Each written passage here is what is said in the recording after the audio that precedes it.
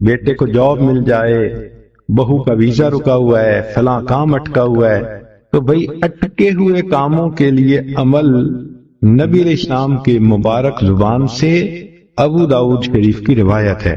نبی علیہ السلام نے فرمایا جو مومن صبح شام 7 مرتبہ اس دعا کو پڑھے گا اللہ تعالیٰ اس کے ہر ادھورے کام کو پورا فرما دے گا۔ اور وہ کیا ہے؟ حسبی اللہ لا الہ الا ہو علیہ توکلت وہو رب العرش العظیم۔ بعض لوگوں کو رزق کی تنگی کے بڑے شکوے ہوتے ہیں اور ان کے دل پہ فاقے کا خوف رہتا ہے، ڈر رہتا ہے، اور فاقے سے بچنے کے لیے وہ سارا دن کاروبار کے پیچھے بھاگتے دوڑتے بھی رہتے ہیں۔ سنیے، ابو نعیم کی روایت ہے، ابن ابی شیبہ نے بھی اس کو لکھا کہ نبی علیہ السلام نے ارشاد فرمایا جو شخص اس دعا کو پڑھے گا اللہ اس سے 70 مصیبتیں دور کریں گے جن میں سب سے چھوٹی مصیبت اس کا فاقہ ہوگا۔ جو شخص اس دعا کو پڑھے اللہ تعالیٰ اس سے 70 مصیبتوں کو دور فرمائیں گے اور سب سے چھوٹی مصیبت فاقہ ہوگی، اور وہ فکرہ ہے لا حول ولا قوة الا باللہ لا ملجأ ولا منجأ من اللہ الا الیہ۔ کئی مرتبہ انسان غمزدہ ہوتا ہے اور سوچتا ہے میں تو اکیلا ہوں، میرا ساتھ دینے والا کوئی نہیں، ماں باپ فوت ہو گئے، کہاں جاؤں، کس کو دل کا غم سناؤں، میرا غم کیسے دور ہو۔ نبی علیہ السلام نے فرمایا کنز المال کی روایت ہے کہ قرآن مجید کی ایک آیت کو 3 مرتبہ یقین کے ساتھ پڑھ لیں اللہ تعالیٰ غم زدہ دل کو تسلی فرما دیتے ہیں۔ لا الہ الا انت سبحانک انی کنت من الظالمین۔ اتنی مختصر سی آیت ہے اور اکثر بچیوں کو یاد بھی ہوتی ہے۔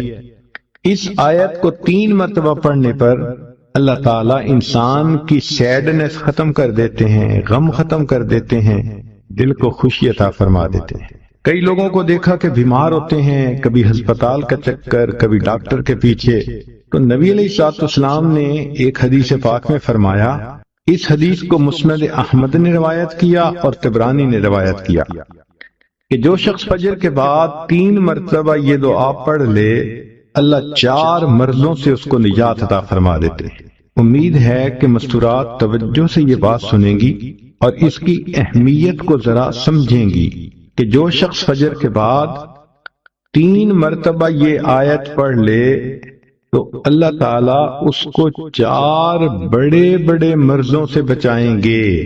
نمبر 1، پاگل پن۔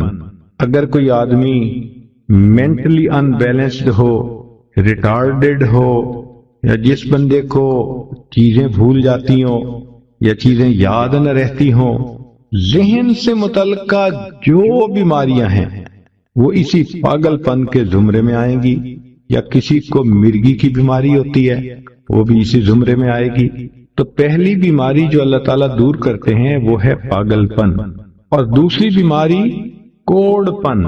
کوڑ پن کہتے ہیں چہرہ بدصورت ہو جانا۔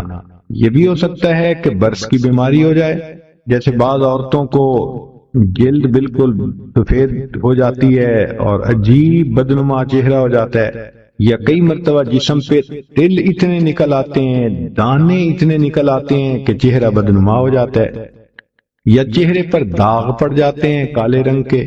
تو چہرے پہ داغ پڑیں، چہرے پہ دانے بنیں، یا چہرے پہ برس کے نشان پڑیں، کوئی بھی چیز ہوگی وہ اسی کوڑ پن کے زمرے میں شامل ہوگی جس سے کہ چہرہ انسان کا بدصورت ہوتا ہو۔ یہ بیماری بھی اللہ دور فرما دیں گے۔ اب جن بیچاریوں کو بیوٹی پارلر پہ جانے کا شوق رہتا ہے اور اپنے فیس پہ پتہ نہیں کیا کیا پروسیس وہ کرواتی ہیں، تو ان کو تو چاہیے کہ وہ اس آیت کو یا اس فکرے کو بار بار پڑھیں تاکہ اللہ تعالیٰ ان کے چہروں کی خوبصورتی دیر تک سلامت رکھیں۔ اور تیسری چیز ہے اندھا پن۔ اندھے پن سے مراد یہ کہ آنکھوں کی بینائی ہی چلی گئی، یا آنکھوں میں موتیا بند آ گیا، یا آنکھوں پہ اینک لگانی پڑ گئی۔ یہ سب ایک ہی بیماری کی تفصیلات ہیں۔ تو جن کی نظر کمزور وہ بھی پڑھ سکتی ہیں، یا جن کو لینز لگانے پڑتے ہیں، کنٹیکٹ لینز سے ہی یا کوئی اور، اس مصیبت سے بھی جان چھوٹ گئی، اور جن کی بینائی چلی گئی اللہ ان کے لیے بھی آسانیاں فرما دیتے ہیں۔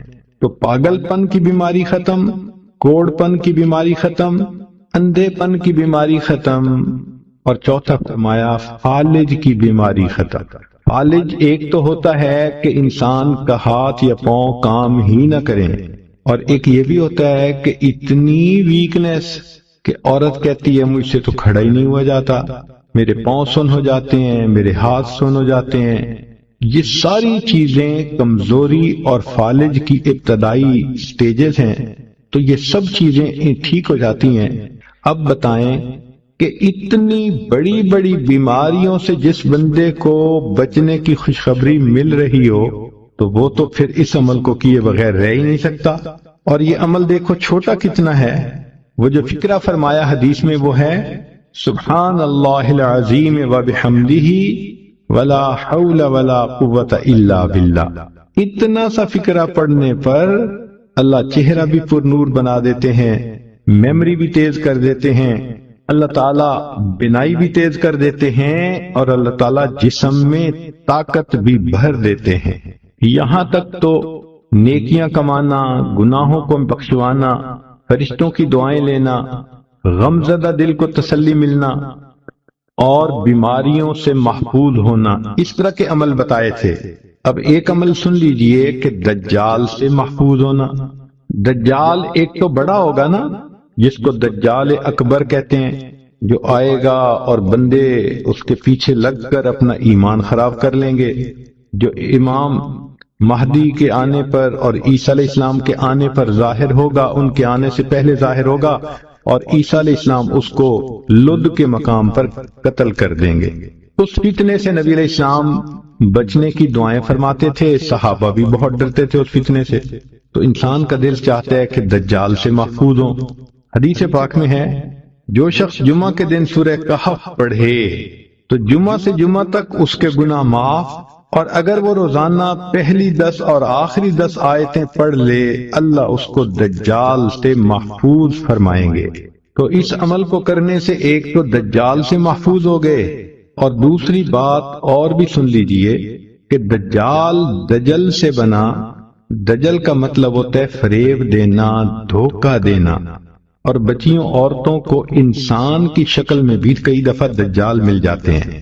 وہ ان کی عزتیں لوٹتے ہیں، بہانے بنا بنا کے دھوکے دیتے ہیں، ان کو بیٹرے کرتے ہیں۔ تو اس عمل کے کرنے سے عورت بچی ایسے دجالوں سے بھی محفوظ رہے گی۔ تو اللہ کی یاد پوری شریعت کی روح ہے۔ ہمیں چاہیے کہ ہم اللہ تعالیٰ کو کثرت سے یاد کرنا سیکھیں تاکہ غفلت ایک لمحہ کے لیے بھی نہ آئے۔ ہمارے مشائخ نے تو یہاں تک فرما دیا جو دم غافل سو دم کافر، کہ جو سانس غفلت میں گزر گیا یوں سمجھو کہ وہ سانس کفر کی حالت میں گزر گیا۔ اگر آپ غور کریں تو ہمارے ارد گرد جتنی کائنات ہے اس کی ہر چیز اللہ کو یاد کرتی ہے۔ قرآن مجید میں اس کا ثبوت اللہ تعالیٰ یوں فرماتے ہیں وَإِن مِّن شَيْءٍ إِلَّا يُسَبِّحُ بِحَمْدِهِ، جو کوئی بھی چیز ہے اللہ کی تسبیح بیان کرتی ہے، وَلَٰكِن لَّا تَفْقَهُونَ تَسْبِيحَهُمْ، تم اس کی تسبیح کو نہیں سمجھ پاتے، تو ہمیں وہ تسبیح سمجھ میں نہیں آتی، لیکن ہر چیز اللہ کو یاد کر رہی ہے۔ حتیٰ کہ پرندے جب اپنی بولیاں بولتے ہیں تو وہ بھی اپنے رب کو یاد کر رہے ہوتے ہیں۔ درخت کے پتے اللہ کو یاد کرتے ہیں، ہوا تیز چلتی ہے رب کو یاد کرتی ہے۔ اور حدیث مبارکہ بھی اس کا ثبوت ملتا ہے کہ نبی علیہ السلام نے فرمایا کہ جب تک درخت کا پتا سبز ہوتا ہے اللہ کو یاد کرتا رہتا ہے، اور جیسے ہی خشک ہوتا ہے وہ اللہ سے غافل ہو جاتا ہے۔ پرندہ جب تک اللہ کو یاد کرتا رہتا ہے اس وقت تک آزاد رہتا ہے، جب غافل ہوتا ہے اس کو شکار کر لیا جاتا ہے۔ صاف ستھرا کپڑا اپنے اللہ کو یاد کرتا ہے، حدیث پاک میں آیا، جب میلا کچیلا ہو جاتا ہے تو غافل ہو جاتا ہے۔ اسی طرح انسان کا دل جب تک صاف ہوتا ہے اللہ کو یاد کرتا رہتا ہے، اور جب گناہوں سے میلا کچیلا ہو جاتا ہے تو پھر غافل ہو جاتا ہے۔ تو گویا اس کائنات کی ہر چیز اللہ کو یاد کرتی ہے، اور اسی اللہ کے نام نے اس کائنات کو سنبھال رکھا ہے۔ آج ذمہ دار سمجھتے ہیں کہ میں نے اس دنیا کو سنبھالا ہوا ہے، اگر میں سبزیاں نہ اگاؤں، گندم نہ اگاؤں، مکئی نہ اگاؤں تو لوگ کہاں سے کھائیں گے، کیسے رہیں گے، لوگ تو زندہ ہی نہیں رہ سکتے، تو میں نے دنیا کو سنبھالا ہوا ہے۔ تاجر کہتا ہے کہ بھئی آپ نے کاشتکاری تو کر لی اور گندم کے ڈھیر لگا دیے، جب تک اس کو دکان پہ لا کے میں نہیں بیچوں گا اس وقت تک لوگوں کو وہ نہیں ملے گی، تو دنیا کو تو میں نے سنبھالا ہوا ہے۔ جو سیاست میں لگے ہوئے ہیں وہ کہتے ہیں نہیں تم دونوں غلط کہتے ہو، نہ ذمہ دار نے سنبھالا ہے نہ تاجر نے سنبھالا ہے۔ اگر ملک میں امن ہی نہ ہو، اگر ملک میں ہر طرف لوٹ مار ہو تو کوئی آرام کی زندگی گزار ہی نہیں سکتا۔ میں نے ملک میں امن کو قائم کیا، قانون کی بالادستی کو یقینی بنایا، اس وجہ سے تم دنیا میں زندگی گزار رہے ہو، دنیا کو میں نے سنبھالا ہوا ہے۔ حالانکہ سچ بات تو یہ ہے کہ ان تینوں میں سے کسی نے نہیں دنیا کو سنبھالا ہوا، دنیا کو اس بندے نے سنبھالا ہوا ہے جو اپنے اللہ کو یاد کرتا ہے۔ حدیث مبارکہ میں ہے کہ اللہ تعالیٰ نے اسرافیل علیہ السلام جو فرشتے ہیں ان کو حکم فرمایا کہ اسرافیل جب دنیا میں کوئی بندہ میرا نام لے اللہ، تو اس لفظ کو سننے کے بعد 40 سال تک تم نے سور نہیں پھونکنا۔ تو سور پھونکنے کے عمل کو 40 سال مؤخر کر دیا جاتا ہے، یعنی قیامت 40 سال پیچھے دھکیل دی جاتی ہے۔ تو قیامت قائم ہونے کو کس چیز نے روکا ہوا ہے؟ اللہ کی یاد۔ نبی علیہ السلام نے ارشاد فرمایا لا تقوم الساعة حتى يقال في الارض اللہ اللہ، قیامت اس وقت تک قائم نہیں ہو سکتی جب تک پوری دنیا میں ایک بندہ بھی اللہ کہنے والا باقی رہے گا۔ تو جب تک یہ بندہ باقی ہے اس وقت تک قیامت قائم نہیں ہو سکتی۔ تو قیامت کو روکا ہوا کس نے ہے؟ نہ ذمہ دار نے، نہ تاجر نے، نہ سیاستدان نے۔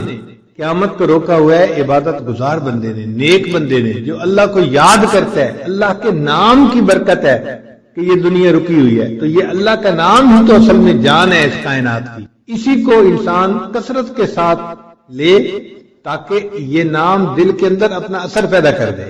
بہت سارے دوست کہتے ہیں کہ یہ مراقبہ کرتے ہیں کیفیات نہیں ہوتی۔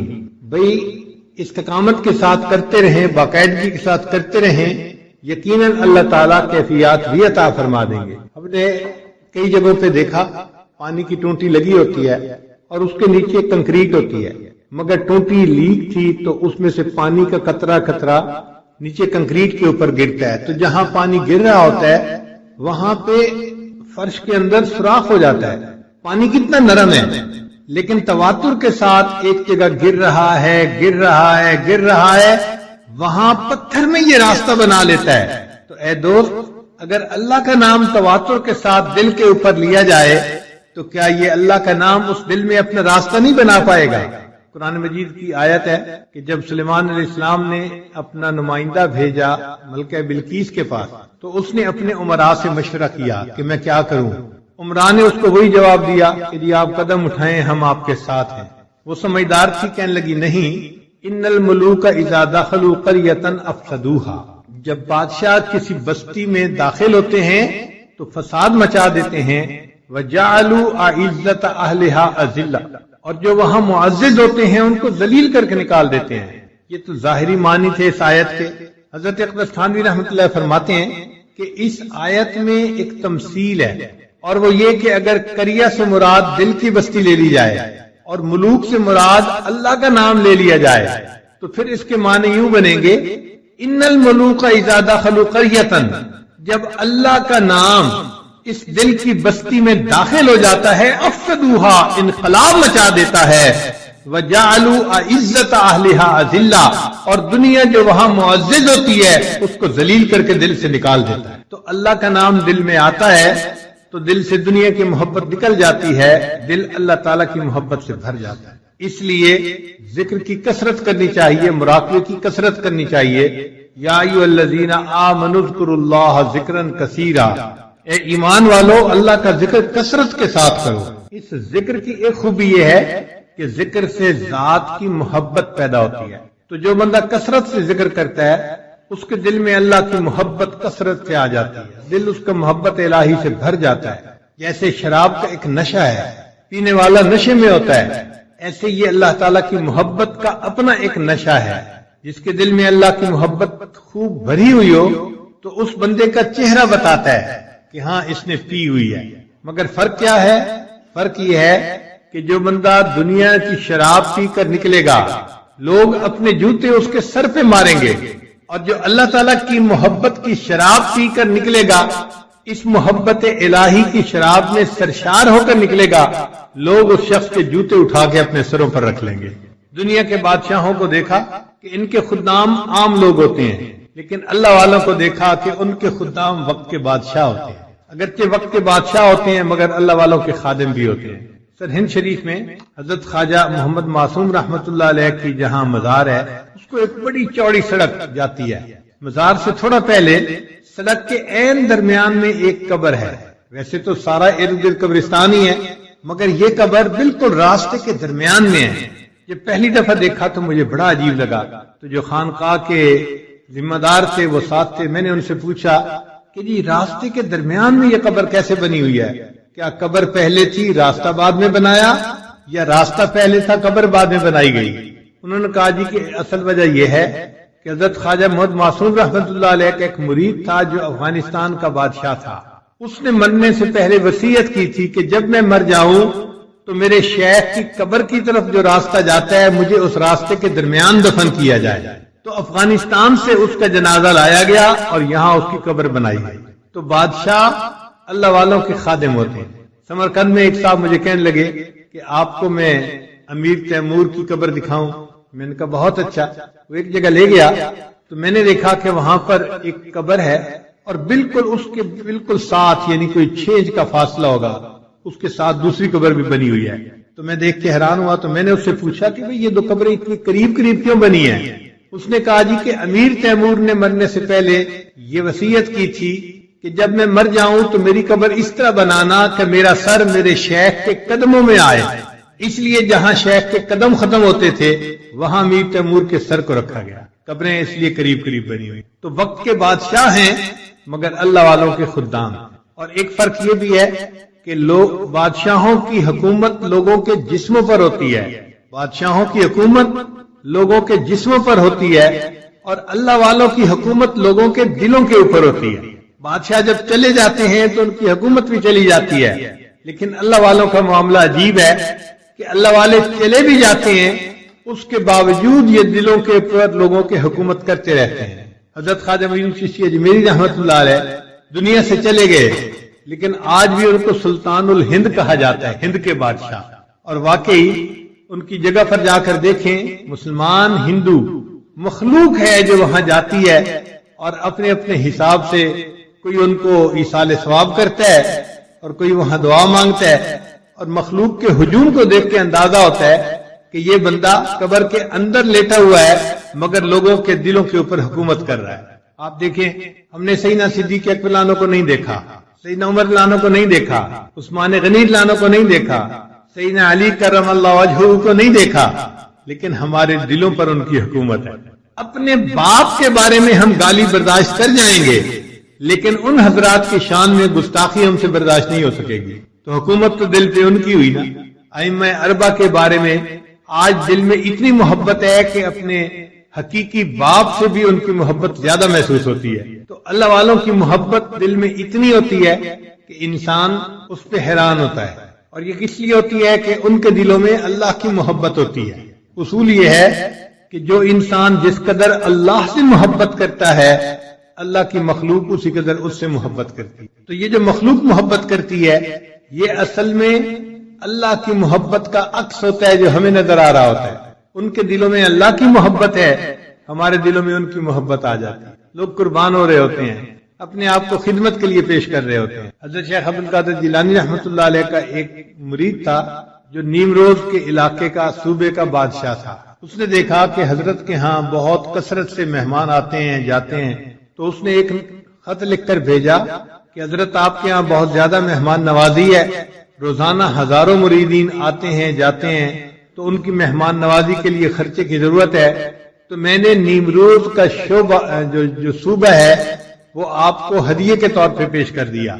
آپ اس علاقے کو اپنی جاگیر بنا لیجئے اور اس کی آمدنی سے اپنی مہمان نوازی کا عمل کیجیے۔ تو جب اس نے یہ سلطنت پیش کی تو حضرت شیخ عبد القادر جیلانی رحمت اللہ علیہ نے اسی خط کے بیک سائڈ پر لکھ کر بھیج دیا کہ جب سے مجھے نیم شب کی شاہی نصیب ہوئی ہے نیم روز کی بادشاہی میری نظر میں مچھر کے پر کے برابر بھی نہیں، کہ جس دن سے مجھے نیم شب کی شاہی نصیب ہوئی ہے، نیم روز کی بادشاہی میری نظر میں مچھر کے پر کے برابر بھی نہیں۔ کیا سونے کا دل اللہ نے عطا کیا تھا، اور یہ ذکر کی وجہ سے ہوتا ہے کہ دنیا دل میں حقیر ہو جاتی ہے اور اللہ تعالیٰ کی محبت بہت زیادہ ہو جاتی ہے۔ پھر ایسے بندے سے اللہ تعالیٰ بھی محبت فرماتے ہیں، اس کی دعائیں قبول کرتے ہیں۔ سلطان محمود غزنوی ایک نیک بادشاہ گزرا ہے، اس نے ایک مندر کو فتح کرنے کے لیے 16 دفعہ حملہ کیا اور 16 دفعہ ناکام ہوا۔ آپ غور کریں کتنی عجیب بات ہے کہ 16 دفعہ ایک بندہ جنگجوئی کرے اور شکست اٹھائے، لوگ مرتے ہوں گے، تکلیف ہوتی ہوگی، ذلت اٹھانی پڑتی ہوگی، مگر وہ اللہ کا بندہ لگا رہا کہ میں نے اس بندر کو فتح کرنا ہے۔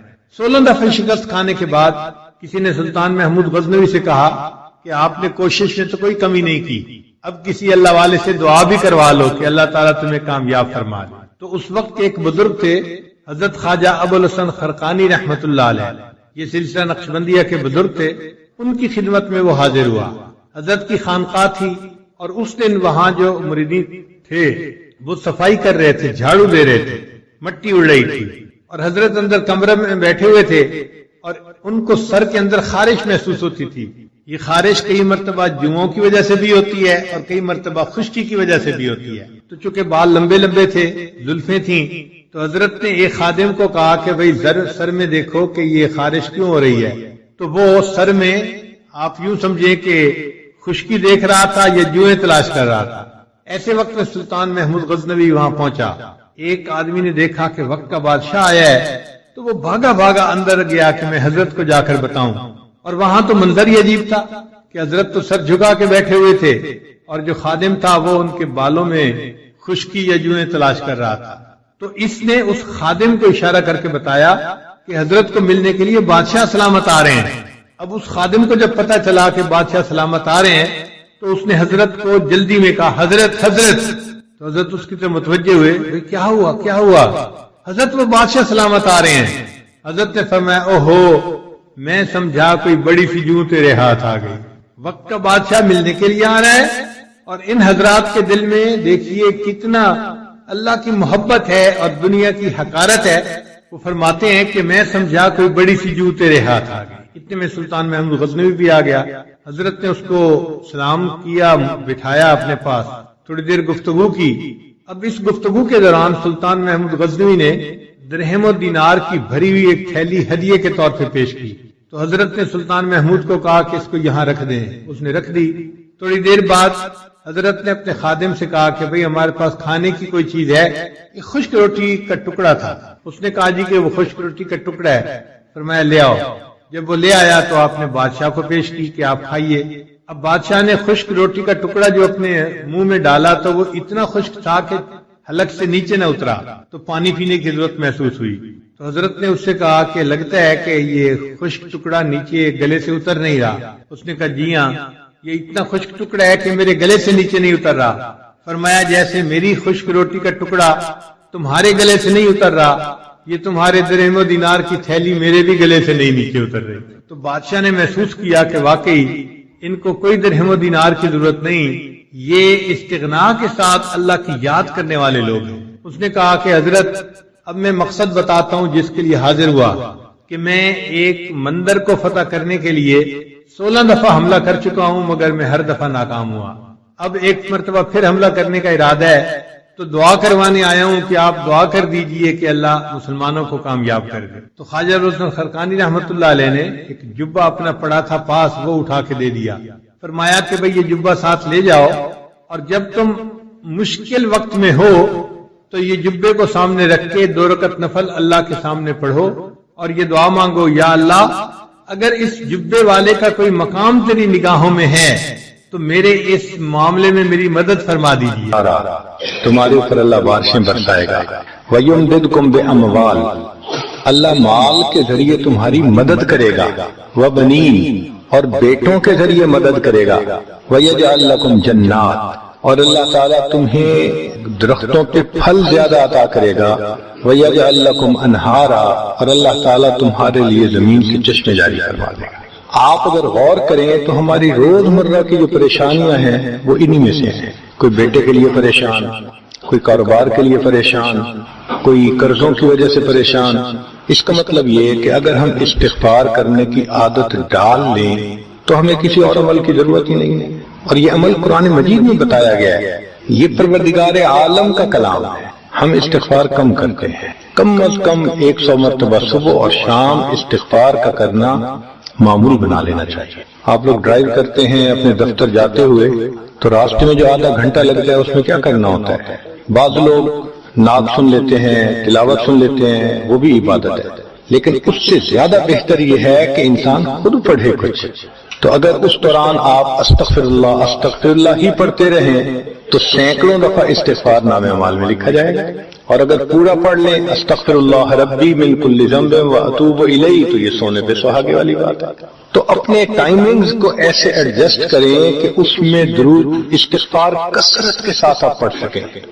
کیونکہ حدیث پاک میں یہ فرمانا کہ قیامت کے دن وہ بندہ بہت خوش ہوگا جس کے نام اعمال میں استغفار زیادہ ہوگا. دوسرا سبب ہے توبہ.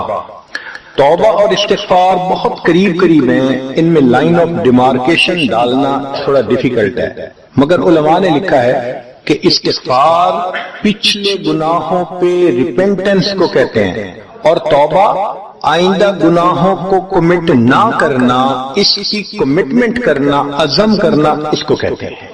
توبہ عزم جازم، ایک عہد کرنا کہ میں نے آج کے بعد گناہ نہیں کرنا، یہ توبہ کہلاتا ہے. تو گویا توبہ کا تعلق آئندہ گناہ نہ کرنا، استغفار کا تعلق پاسٹ کے ساتھ ہے کہ میں نے جو کیا برا کیا، اللہ بس میری غلطی کو پلیز معاف کر دیں. اس کو استغفار کہتے ہیں. اور یہ استغفار کا حکم اللہ رب العزت نے اپنے حبیب صلی اللہ علیہ وسلم کو دیا. فسبح بحمد ربک واستغفرہ، حکم ہے، صیغہ ہے امر کا. اللہ کے محبوب صلی اللہ علیہ وسلم کو اگر یہ حکم ہے تو سوچئے پھر ہمیں استغفار کرنے کی کتنی ضرورت ہے. توبہ ہر بندے پہ کرنی ضروری. چنانچہ کافر ہے تو وہ کفر سے توبہ کر کے مسلمان بن جائے، مومن ہے گناہوں سے توبہ کر کے نیک بن جائے. جو نیک ہے وہ جو اپنے اعمال کے اندر غفلت ہوتی ہے، نماز کی غفلت، ذکر میں غفلت، تلاوت میں غفلت، اس غفلت سے توبہ کرے. اور جو کہے کہ جی میں تو اس سے بھی توبہ کرتا ہوں، تو بھئی ہم جو اعمال کرتے ہیں یہ اس کوالٹی کے تو نہیں کہ اللہ تعالیٰ کے ہاں قبولیت پا سکیں. اب پھر استغفار کرنا کہ اللہ اس کو قبول کر لیجئے، کیونکہ اللہ کے محبوب صلی اللہ علیہ وسلم نے فرمایا ما عبدنا کا حق کا عبادت ہے. اللہ ہم نے عبادت نہیں کی جیسے عبادت کرنے کا حق تھا. اگر سید الاولین والآخرین صلی اللہ علیہ وسلم یہ فرماتے ہیں، ہم کس کھیت کی گاجر مولی ہیں، ہماری عبادتیں کیا عبادتیں ہیں. تو استغفار کرنا، توبہ کرنا ہم میں سے ہر بندے پر لازم ہے. تیسری چیز جس سے کہ گناہ معاف ہوتے ہیں، الحسنات الماحیہ، نیکیاں. جو انسان نیک اعمال کرتا ہے تو گناہ دھل جاتے ہیں. نیک اعمال کی مثال صابن کی ہے، گناہوں کی مثال میل کی چیز. صابن جتنا زیادہ لگتا ہے اتنا میل دھل جاتی ہے. ان الحسنات یذہبن السیئات. یہاں شیطان دھوکہ دیتا ہے. مثلا اگر کوئی بچہ تعلیم پا رہا ہے مگر کوئی گناہ بھی کرتا ہے، تیرے علم کا کیا فائدہ، گناہ تو چھوڑتا نہیں. بھائی اگر گناہ کرتے ہیں تو علم تو الٹا ان گناہوں کو دھوئے گا، وہ علم ہی چھڑوا دیتا ہے تاکہ دھونے کا مسئلہ ہی نہ رہے. اب عورت سوچے گی میں پردہ تو کرتی نہیں، نمازوں کا کیا فائدہ. یہ دھوکہ ہے شیطان کا. بھئی آپ نمازیں پڑھتی رہو، اس نمازوں کی برکت سے اللہ پھر پردے کی بھی توفیق دے دیں گے. تو نیکی نہیں چھوڑنی چاہیے کبھی بھی. یہ سوچ کے جی میں اچھا تو ہوں نہیں، کیا فائدہ. فائدہ ہے. جب اللہ فرما رہے ہیں کہ نیکیاں گناہوں کو دھو دیتی ہیں، بھئی گناہ تو ہم چھوڑتے نہیں اور نیکی آرام سے چھوڑ دیتے ہیں، یہ کہاں کی لاجک ہے. تو اس لیے نیکی بھاگ بھاگ کے کرنی چاہیے. اگر گناہ ہے تو نیکی اور زیادہ کریں تاکہ نیکی کی برکت سے گناہوں کی ظلمت ختم ہو جائے اور دھل جائے. حدیث پاک میں ہے بندہ گناہ کرتا ہے لکھ دیا جاتا ہے، دوسرا گناہ، تیسرا، 5 گناہ کرتا ہے، پھر اس کے بعد وہ ایک نیکی کرتا ہے تو نیکی والا فرشتہ کہتا ہے کہ دیکھو اللہ کے ہاں دستور ہے من جاء بالحسنۃ فلہ عشر امثالھا.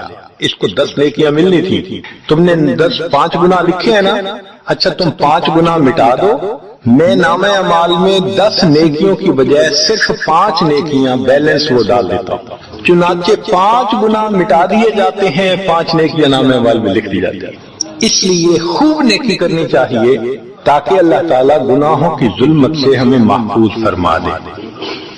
چوتھی چیز جس سے کہ گناہ معاف ہوتے ہیں، دعاء المؤمنین للمؤمن، جو ایمان والے ایک دوسرے کے لیے دعائیں کرتے ہیں اس سے بھی گناہ معاف ہوتے ہیں۔ چنانچہ عمر لانو جا رہے تھے عمرے کے لیے، نبی علیہ السلام نے فرمایا اے بھائی ہمیں اپنی دعاؤں میں نہ بھولنا، تو نبی علیہ السلام نے امت کو تعلیم دی کہ ایک دوسرے کو دعاؤں کے لیے کہنا چاہیے۔ یہ بہت اچھی عادت ہے کہ جب کسی سے ملیں جی ہمیں اپنی دعاؤں میں یاد رکھیں، والدین کو کہنا، بڑوں کو کہنا، دوستوں کو کہنا، کیا معلوم کس کی مانگی ہوئی دعا کام آ جائے۔ اس دعا کا فائدہ ہوتا ہے نا، تبھی تو قرآن مجید میں دعا سکھائی گئی، ربنا اغفر لنا وَلِإِخْوَانِنَا الَّذِينَ سَبَقُونَا بِالْإِيمَانِ، اے اللہ جو ہم سے پہلے ایمان والے چلے گئے ان کی بھی مغفرت فرما دے۔ تو فائدہ ہوتا ہے تو قرآن نے دعا سکھائی ہے نا۔ تو ایمان والوں کی دعاؤں سے دوسرے ایمان والوں کو فائدہ ہوتا ہے۔ حدیث پاک میں ہے دوست کی دعا دوست کے پیٹھ پیچھے رد نہیں کی جاتی، کیوں؟ اس میں خلوص ہوتا ہے۔ تو اس لیے حدیث پاک میں ہے، مسلم شریف کی روایت ہے کہ اگر کوئی آدمی فوت ہو جائے اور 40 آدمی جنازہ پڑھ لیں جو ایمان والے ہوں، توحید والے ہوں، فرمایا ما من رجل مسلم يموت فيقوم على جنازته 40 رجلا لا يشركون بالله شيئا الا شفعهم الله فيه، اللہ 40 بندوں کی نماز جنازہ کو قبول کر کے میت کی مغفرت فرما دیتے ہیں۔